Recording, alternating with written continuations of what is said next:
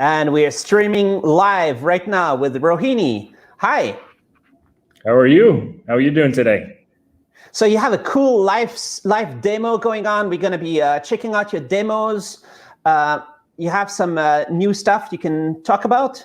We do. Yeah, we're excited about showing you what we've done. I know we met. It's almost a year ago at CES, and we've made a lot of progress since then. Right here, what are we looking at on the? Oh, let me turn it like this, right there. And Yep. if I put this one over, what do we see here in the live demo?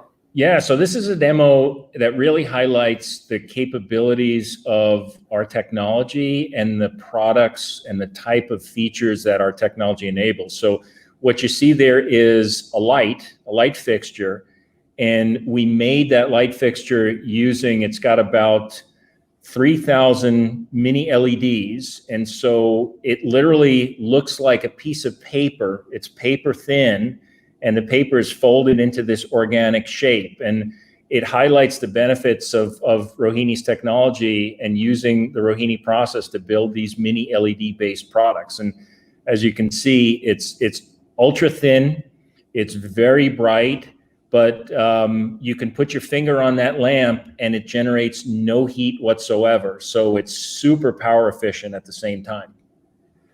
So, so your LED technology goes from displays, micro LED, mini LED, and also lighting.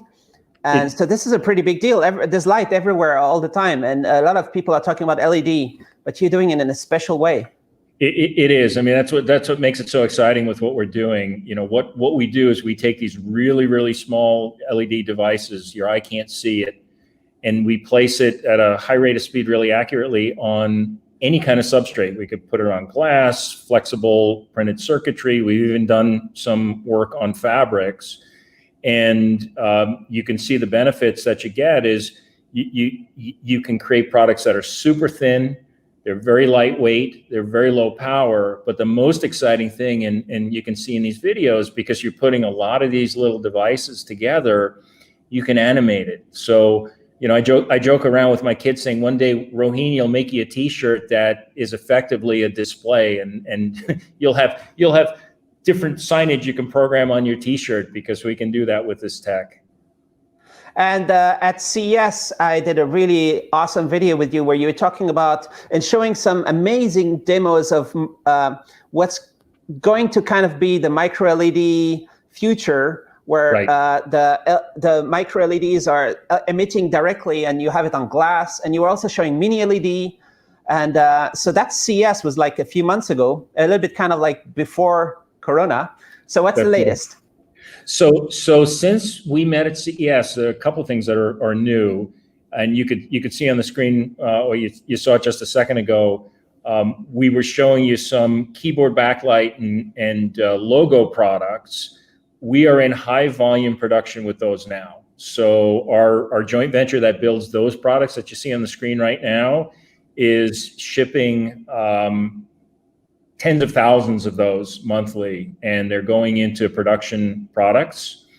And then on the video wall samples that we showed you at CES, those were prototypes. So we're now building customer test samples for those, and we will be in production with those.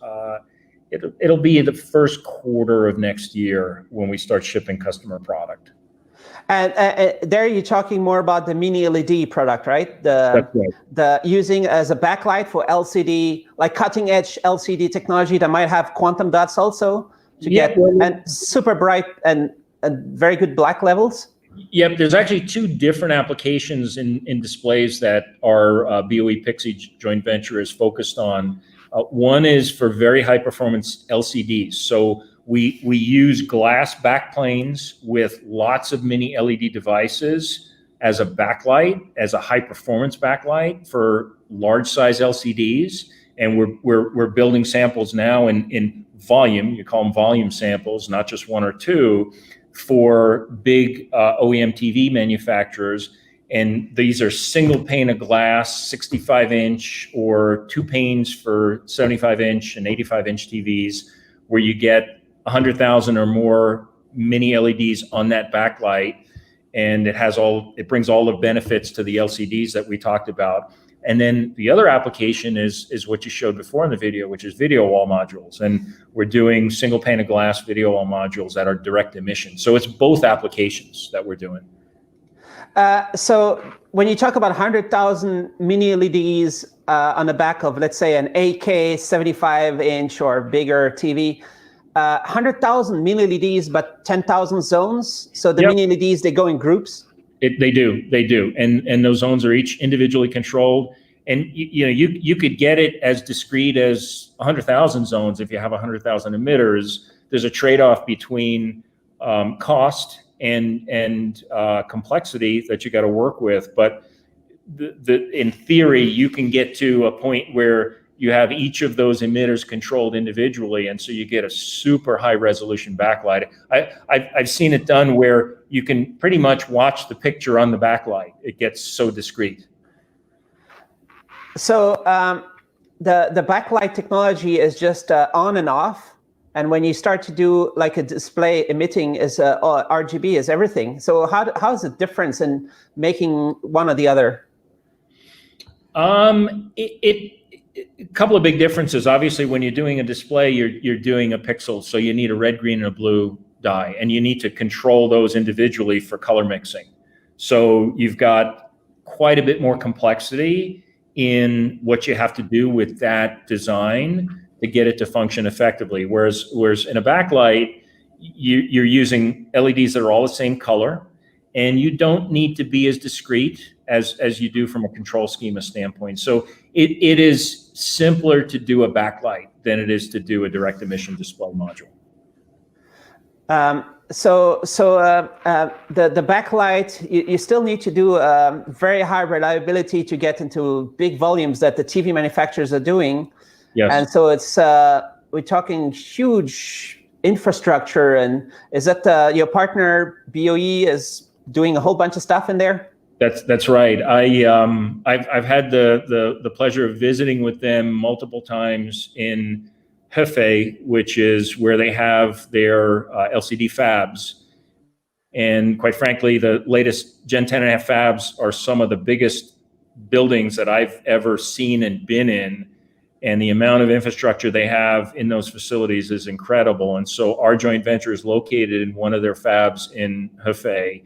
And we're partnering so that we're leveraging our technology, their expertise, and their infrastructure, and that's what's allowing us to bring these products to market quickly. And it must be, I guess, an awesome feeling to work with a company like that, to get their engineer, their resources in creating your kind of like your dream in like a huge scale, no? It is, and what it's allowed us to do as a small startup, because when you look at Rohinni, we're still small compared to BOE. We're 25 people in Coeur d'Alene, Idaho, and so we love doing what we do, which is inventing technologies like this and perfecting them. But we need a partner like BOE to take it to market, because if we didn't have a partner like BOE, we would have to raise literally hundreds of millions of dollars to get that infrastructure. And it would take us a long time. It would present a lot more risk. And so by partnering with them, it allows us to short circuit all of that complexity with scaling our business and all the risks associated with that. And we get products to market much more quickly. And in the video that we did that is linked under this video, you were talking about, I think, 2020, some potentially arriving, but you're talking Q1. Maybe it's, let's say, a coronavirus delay or something like that, but that's really fast to get to market so quickly, no? It is, and candidly, coronavirus has slowed us down. As you can imagine, with 2 of our 3 joint ventures are based in China, and so physically getting there to help those teams and support those teams has been a challenge. We do have several key members of our team on the ground in China right now. but it was difficult to get in. They had to go through quarantine. Every time you go, you need a special visa to be granted. So it has slowed us, like a lot of other companies, down. But we're powering through it, and it's delayed things a bit, but we'll have product in the market in the first part of next year. And that demo that you showed was really impressive. So it was 75-inch 8K, and it looked like kind of like ready for market. So does that mean all this stuff is really that close to market? Yes. So we are shipping right now what you would call volume samples. So it's sizable lots of samples that several OEMs are doing design verification testing with. And so these are more than just conceptual samples to see if the product works. They've decided they want it, and now they're testing our ability to deliver samples that perform within a certain spec and a manufacturing process that yields at a certain level. So we're well underway with several of these TV OEMs. And 10,000 zones, is that like, I think you were saying it was a record at that point. It was. Yeah. Backlight 10,000 is. Yeah, still is. Still is. Yeah, to our knowledge. Yeah. It's pretty much cutting edge, right? There's no competitor having more mini LED backlight than what you're doing? Not that we know of at this point. So it's better than, like there's some big companies in Korea and competitors in China also, and they're all kind of like doing zones and mini LED also, yeah. Or?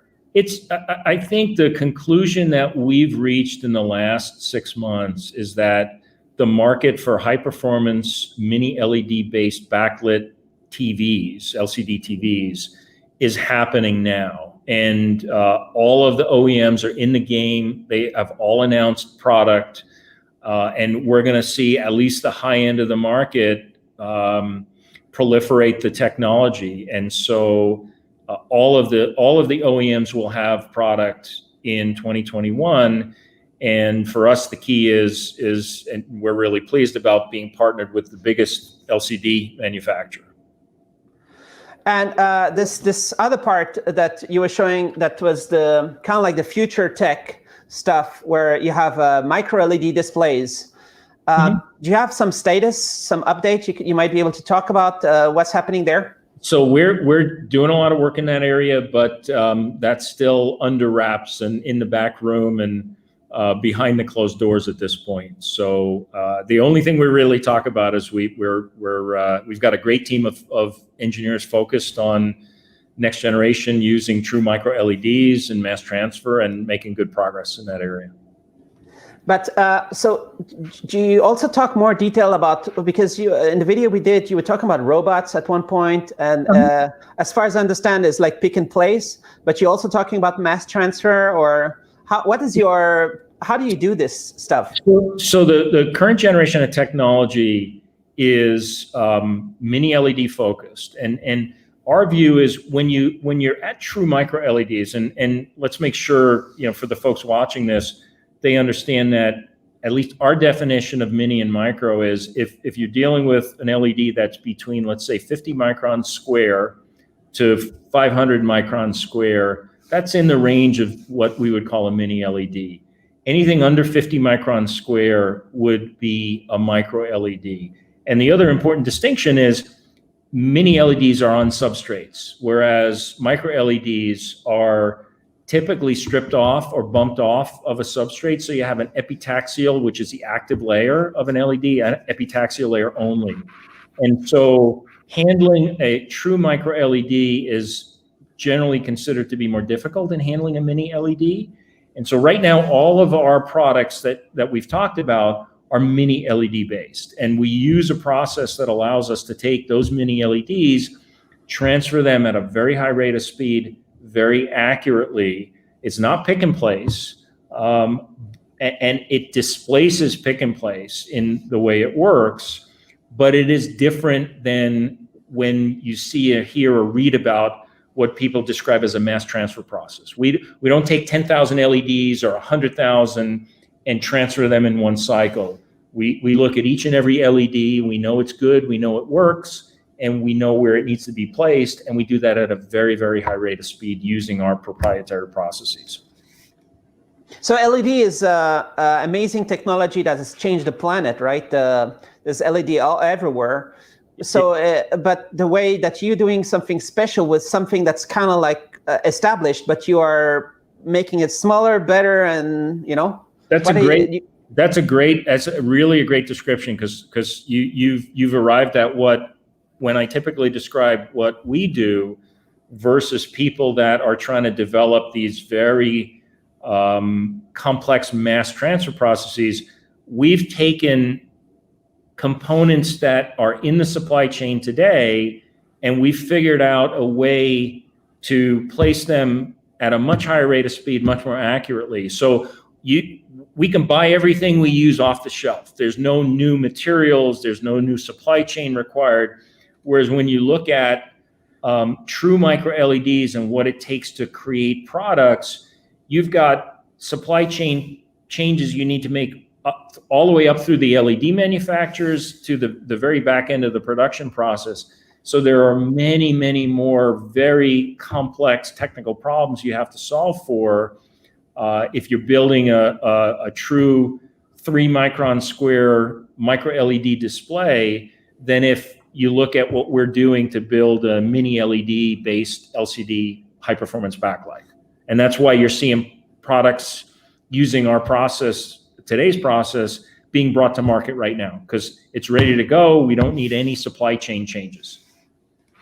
And if I may bring in one of the comments, for example, from Randall, he's mentioning about affordable. So is that something that can be considered also? Because as far as I understand, your technology might consume less power, but so that, for example, people save money on energy. But how about manufacturing this technology? Can it be affordable? Yeah, and that's we wouldn't be as far along with acceptance, right? And when I say acceptance, it's by the manufacturers who have to sell these products. So they've looked at them, they've looked at what it costs to build a high performance LCD backlight, and for the high end of the market, they've said this is a viable technology, which is why we're moving to production with it. I think, you didn't say this, but when you look at micro LEDs and true micro LEDs, there are still, as part of solving some of those technical problems, still some cost problems that need to be solved as well. So you said the mass production is for the keyboards. So does that mean some cool technology companies that are making keyboards have these right there on Amazon and all these stores where people can find cool keyboards that have like RGB, or what is a special part of what you do in the keyboard? So two different. So the first joint venture we did, Lumi, does two different applications. It does logos and it does keyboard backlights. And the logos, this next generation of logos, they're ultra thin, they're very bright, and they're animated. So you can see, you can do what you want with that logo. It's red, green, and blue LEDs, so you can change the colors, you can make it animate, you can make it rotate. It brings a whole nother level of animation. And you described same thing with the keyboard. You can have a keyboard that has certain keys you want green, certain keys you want red, certain keys you want blue, you want keyboard to animate. So it brings a whole nother level of animation and interaction with the product. What I want to see in a keyboard is when I get an email, maybe some of the letters light up in a special way that looks like a Gmail icon or something, or some kind of way to give notifications in the keyboard that's really like smart. Exactly. I mean, you're going to see that, you're going to see those kinds of features come in your keyboard, and you also want that when your notebook is closed, you want that logo to tell you you got a new email or somebody's trying to do a FaceTime call with you. And so you'll see some, because these logos are getting much more functional with a lot of LEDs, you'll see them turn into indicators. Do you do something in terms of helping make the keyboards thinner, lighter, cheaper, or better, or in that kind of direction? Oh yeah, I mean, when you look at a mini LED based keyboard backlight, and these are not our numbers, these are customer numbers.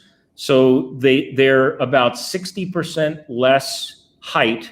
So they save 60% of height. So they make the product thinner. They're lighter. They weigh much less. And they use about 90% less power because we have a lot more LEDs. So you don't need to drive the LEDs as hard. They don't need to create heat. So you're saving 93% is the exact number of the power that a traditional keyboard backlight would consume. And then you get all the animation and the functionality on top of it. So you might have much more likely having a little thin battery-powered keyboard and might have this stuff included. Because one of the issues with the LED backlights on keyboards is they might last only 2 or 3 days, and then you have to charge them again. Exactly. Yeah. I mean, 90% power savings is significant.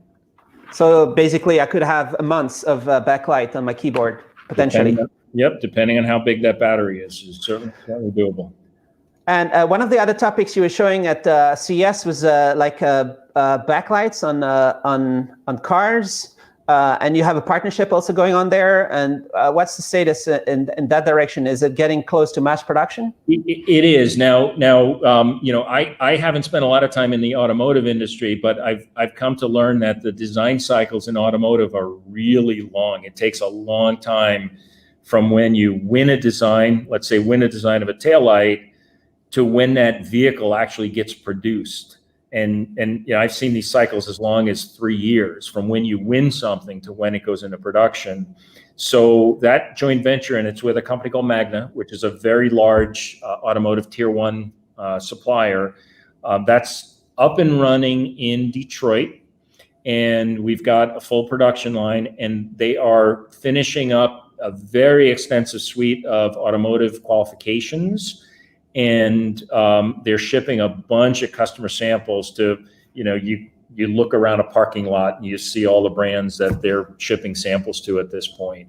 And, you saw the video, it's the same animation, right? When you look at a taillight, what cool things can you do with that taillight now that you can animate it and you can change the colors? And that's the thing that interests the industrial designers and the product designers in the car business.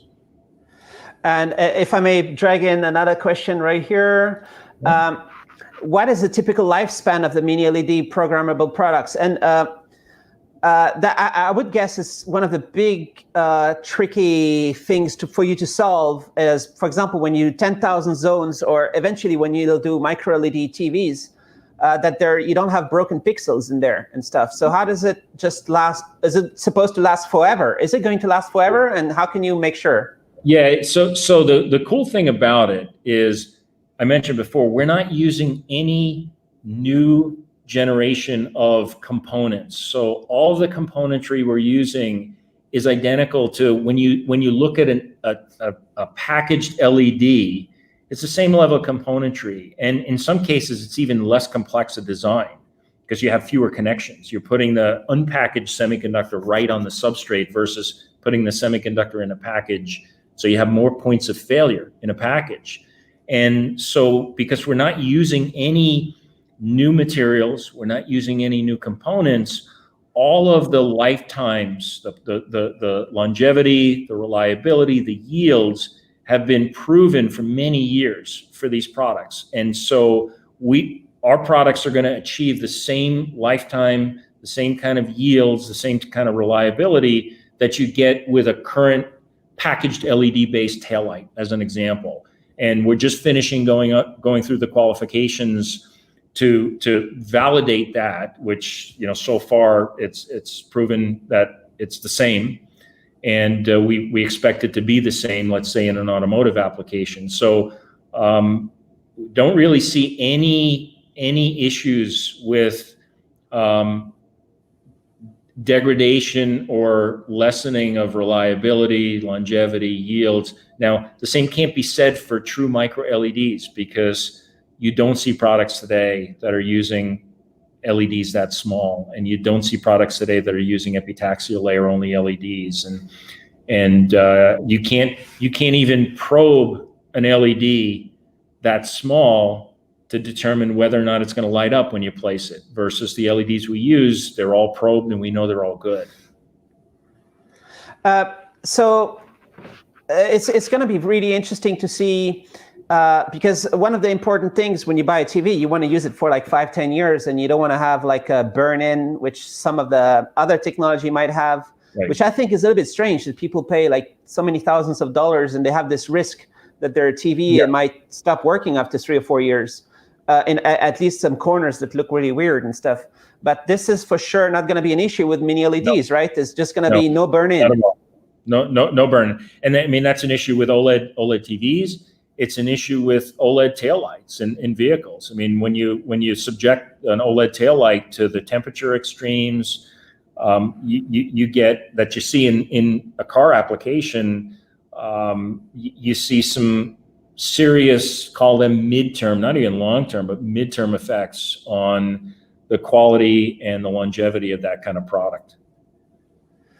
And what are we looking at there? Is this an American flag that you are building? That's just kind of fun, creative samples of what the product can do. All right, so it's giving industrial designers, so much more possibilities to do something cool and special. Yep. And what's the LED recycling or environmental impact? Because you're talking about it being a lower power consumption than other alternatives. And for example, for mini LED TVs, you're going to get 5,000 nits, let's say, with a lower power consumption than competitors, or? So that's one of those questions that it depends on the design, right? Because at the end of the day, if you put 10,000 devices and you want to drive 5,000 nits through an LCD display, you may use more instantaneous power. When we look at comparing the same performance with packaged LEDs to the same performance, so the same light output, same amount of light, we achieve a much higher efficiency. And we do that because, I'll give you a real example here. When you look at a traditional keyboard backlight, they may use 10 LEDs to drive the light down a light guide plate and through the keycaps. We're using 200 to get the same amount of light output. So we drive each of those 200 LEDs at a much lower level. And when you look at performance characteristics of LEDs, if you drive them softly or lightly without a lot of current, you don't create heat. It's like a lot of other semiconductor devices, right? If you're driving a processor and you're running at a low speed and you're not doing a lot of computation, it doesn't generate a lot of heat. But when you're really cranking on that processor, the fan is running full blast and it's generating a lot of heat. So we can design products that are using these LEDs at the optimal efficiency point on their efficiency curve. And like I said, that light that you just saw, it's generating the same amount of light as 100 or 150 watt incandescent or LED light bulb, but you can put your hand all over that device and it doesn't even feel warm. You get no sense of warmth coming off that device. This is really important for the whole, let's say, Green New Deal and people talking about reconfiguring the future of society to be consuming less power, and everybody wants light, and it's one of the most important things. So that means everything is going to be like smart new LED. But how is it compared to my LED lights? Like you get even lower power consumption? Yes, yeah. Like when you look at the light that's being shown right now, it's 100 to 150 watt worth of output. Yet you can put your hand, I don't know if Kinsey, you could put your hand on that. It doesn't generate any heat at all. And so it's using much less power to generate that same amount of light because we have so many devices in a small space, we don't have to drive them very hard. So what do you think is going to be the biggest part of your company? Is it going to be lighting? Is it going to be changing the TV business?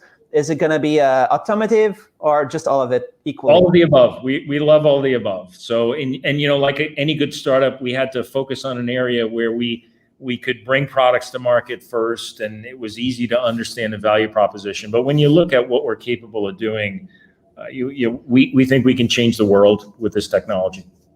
And you are a startup, right? So you are, and you're in Idaho. You're not in the Silicon Valley. And how's it? Can you say a little bit about an update? How's it been going? Like the weird 9 last months of Corona, but have people been able to work at the office, work from home, or? Yeah. So we took a very close look at the Idaho governor's restrictions on workplaces. And based on the restrictions and mainly based on the fact that, we're only 20 people in a very, very large space. We have no contact with the general public because we're all doing research and engineering work. We were able to maintain a presence in the office, selectively maintain a presence in the office with the people who are essential to keep the operation going. So we didn't, fortunately for us, unlike a lot of other businesses, we were able to keep going. And the research side of the business didn't see a huge impact. Where we saw a huge impact was in supporting and helping our partners and working with our joint ventures and being able to get there and help them in person. As you were talking about the BOE, I imagine if some of your colleagues or maybe even yourself got into China, it's like amazing. Like very few people are able to get there in the last 7 months. Yeah, we again being partnered with the largest LCD company in the world. It's a very important business for the Chinese and for that company. We were able to fortunately work with them and get special exemption visas to travel there. Is it possible that, I think BOE is awesome, and actually BOE are my biggest video views on my YouTube channel. Okay. I did some BOE videos at the Display Week when there was a real conference. I'm joking, when there was no like a virtual conference like there was recently, but in the previous years, and I got millions of views on those videos because the technology is really impressive, but they're also pushing to be first. Yes. On this stuff, right? It's not just like waiting and checking out what Samsung or LG are doing and then following, right? They really want to be first. Very much so, and not only first, but first with major technology advances. And we work very closely with Dong Shui, who's the co-CTO of the BOE group. And he was our executive sponsor, and what he saw in us and our technology was the ability to create very innovative product. And it's not a me too. A lot of our competitors are still using old pick and place technology, so they're able to build mini LED based backlights, but they can't do what we can do in terms of performance, size, and some of the other major benefits that we can deliver with our technologies. Can you give it a little bit more of a behind the scenes? How do you collaborate on getting this made? Like what's the it's a very secret, I'm sure, but maybe you can say something about it's amazing to get this done, no? Yeah, and so the video you see there, that's Peilin Zhang, who's our joint venture CEO, and he's got a team of people in Hefei, China, at one of the BOE fabs. And what's really cool about what we're doing with them, as you can imagine, is if you're building an LCD backlight on glass with a passive matrix or an active matrix driver schema or driving schema, it's a fairly similar process to building an LCD. So there's not a huge amount of supply chain change required to divert a process so that you can build what our joint venture builds. And so, we can't show them to you, but we've got pictures of this line that's kind of slotted right into the fab there. And the BOE Pixie team is building these very large single pane of glass backlights. And it really wasn't a big disruption for that facility and that operation. Yeah, I'm sorry. I think my computer just broke down a little bit. Oh, that's a bummer. Sorry. So, but thanks a lot. I think you have a hard, what's called limit. You have a meeting. I gotta jump on another call here in a few minutes. So I really appreciate you reaching out. It was great to talk to you again. It was fun to talk to you at CES, and it was fun to talk to you today. And hopefully the folks on the stream found this informative. It's really fascinating to see the next tech, the next gen, and what's going to happen. And thanks a lot for giving an update. Sounds good. All right. Thanks very much. Thanks everybody for watching. Take care now.